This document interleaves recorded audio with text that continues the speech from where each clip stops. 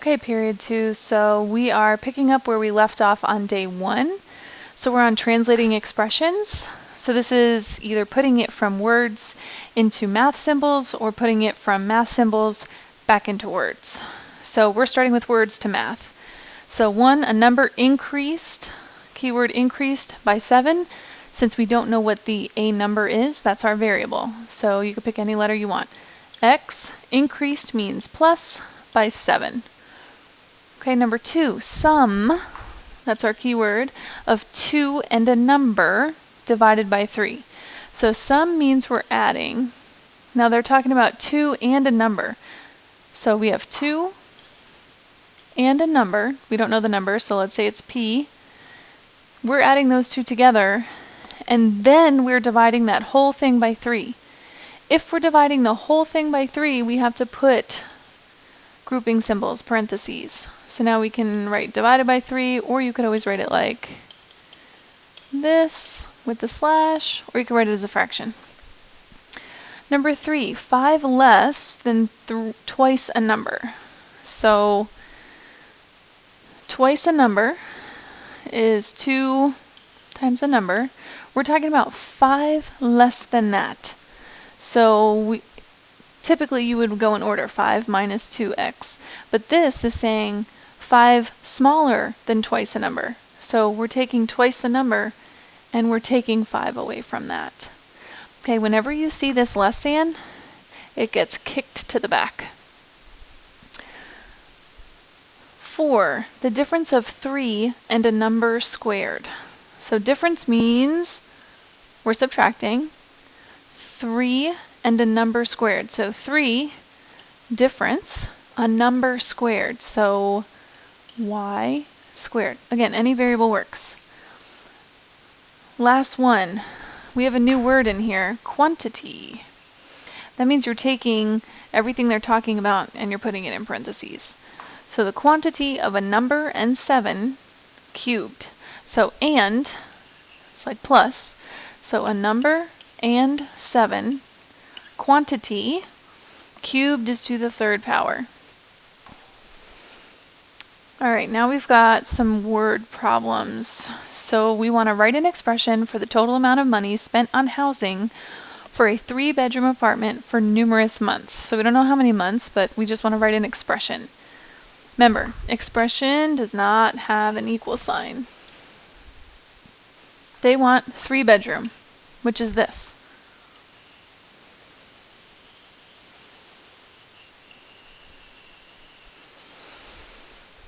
So there's a $150 deposit. There's $475 per month.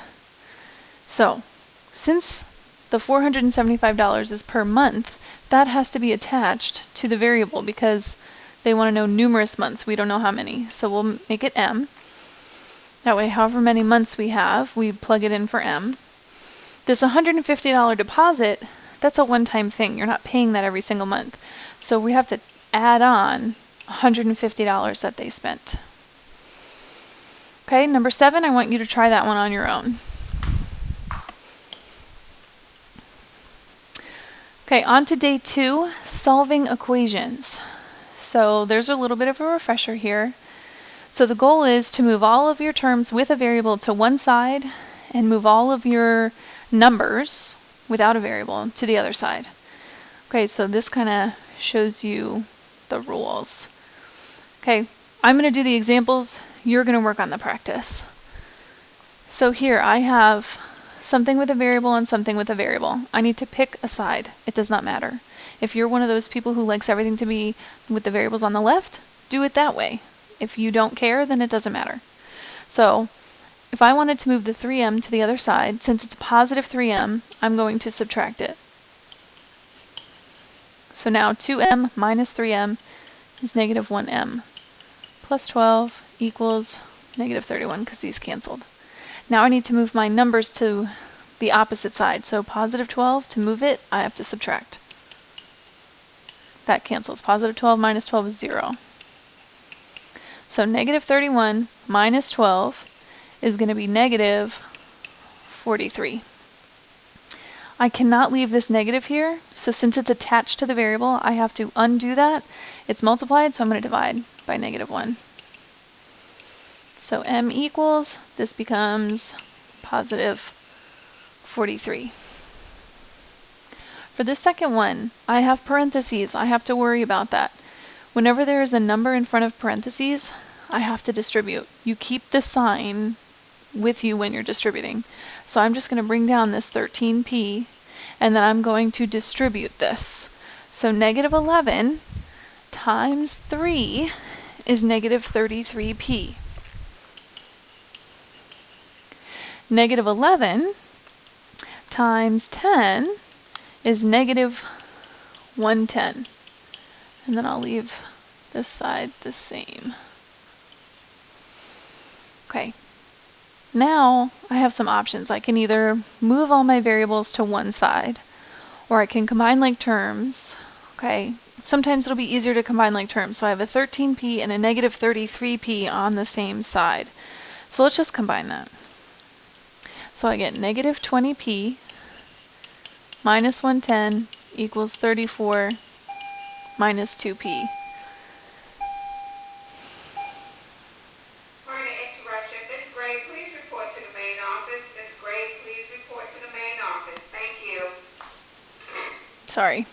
Now we're going to move all of our variables to one side. So let's just move it to the left. I have -2p. So to move that to the other side, I'm going to add 2p to both sides. So this becomes -18p minus 110 equals 34 because this canceled out. Now I have to move that -110. So I'm going to add 110 to both sides. So -18p equals 34 plus 110 is 144. And then I have to divide by -18, which is 8. But -8. Okay. These next two examples are kind of like our special cases because we have a fraction and we have another kind of fraction for number 4. So for this one, our denominator is only affecting one thing. It's only affecting the x. So what I have to do is I have to say, okay, there's a number here, this +5, and I have to get rid of that first. So since it's +5, I'm moving it to the other side by subtracting. Kyle McDaniel, if you're still in the building, please come to the main office. Kyle McDaniel. Never mind. Oh my goodness. Sorry. Jeez. So 8 minus 5 is 3. Now I have something that's a little bit more simplified. The 7 is interacting with the variable by division, so I have to do the opposite. I'm going to multiply both sides by 7. So I get my answer as 21. You cannot get rid of the 7 first. You have to move the number that's all by itself away first. For number 4, since this 2 is dividing two different things, it's affecting both of them at the same time. So I do have to get rid of this denominator first because it's impacting those two things.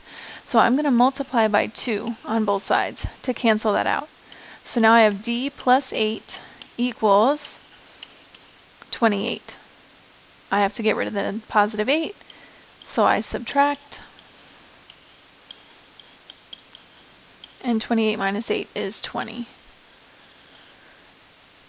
Okay, hopefully this jogged your memory. The practice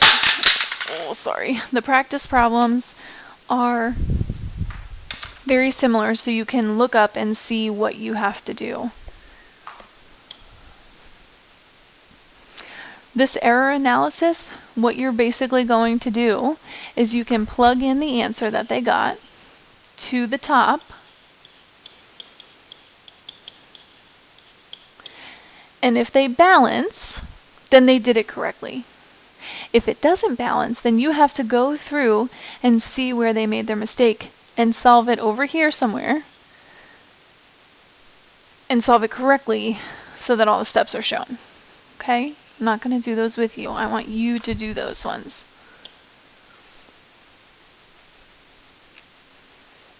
solving literal equations. This is going to be the last thing on day 2.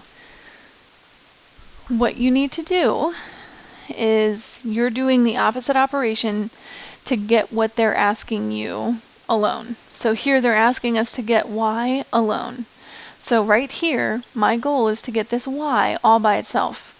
So I'm moving everything away from y using opposite operations, just like we do to solve, except here there's more than one variable. So this 2x has to go and this negative 9 has to go. Since the 2x is not attached, I'm going to move that first. So it's a positive 2x, so to move that, I have to do the opposite and subtract it. So this cancels, I'm left with negative 9y equals 27 and negative 2x are not like terms. They both don't have an x. So I just write them next to each other. Negative 2x and then positive 27. I'm almost there because now y is almost by itself, except it has the negative 9.